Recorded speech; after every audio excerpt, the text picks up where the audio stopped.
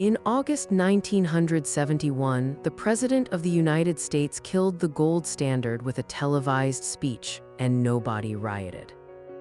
That's the thing about monetary revolutions. They don't look like revolutions when they happen.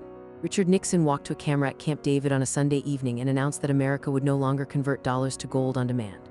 The global financial system that had been stitched together at Bretton Woods, New Hampshire in 1944 before the war even ended was effectively dead. But the cameras didn't shake.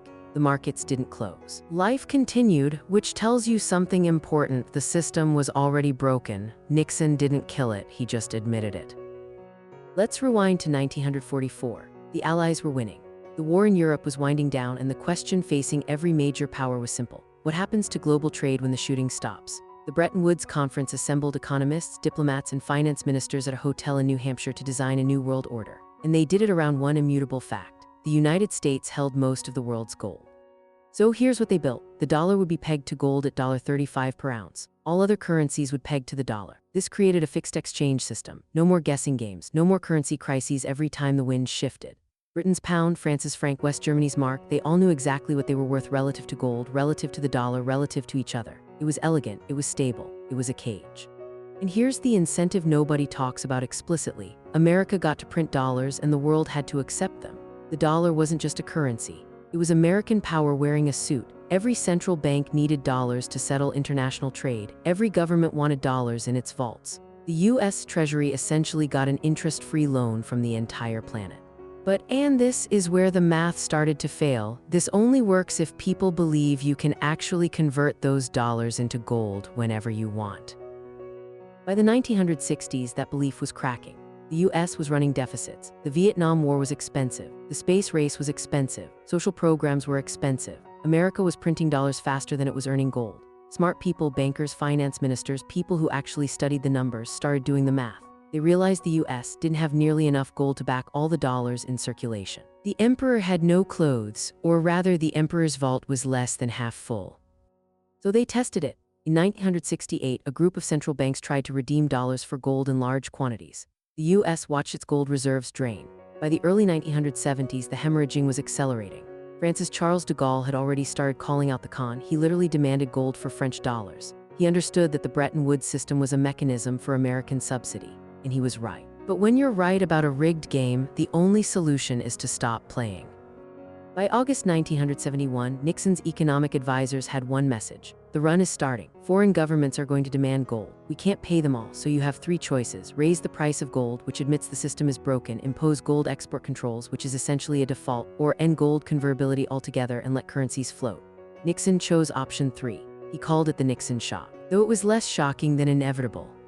What happened next? The dollar didn't collapse. It actually stayed strong because, and this is crucial, the world still needed dollars. Oil was priced in dollars. American goods were still the most desired on the planet. The US military was the largest guarantee of stability in the world. So instead of currency crisis, we got currency floating.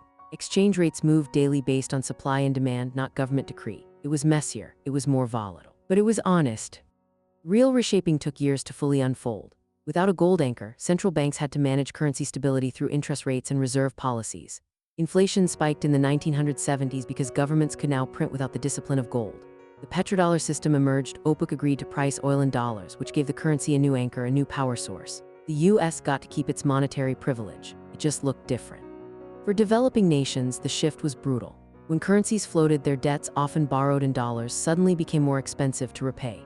Latin America got crushed in the 1980s debt crisis. Africa's terms of trade deteriorated. The gold standard had at least created the illusion of constraint. Floating rates created the reality of inequality. The countries that could print reserve currencies, the U.S. Later, the Eurozone got to export inflation. Everyone else absorbed it.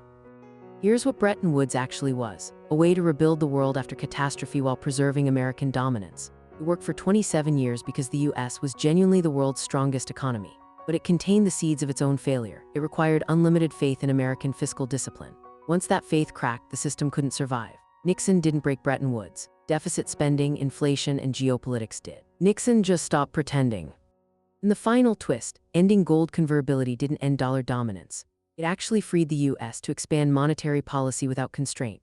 The dollar became even more powerful, not less. It just powered itself through geopolitical necessity and financial habit rather than gold.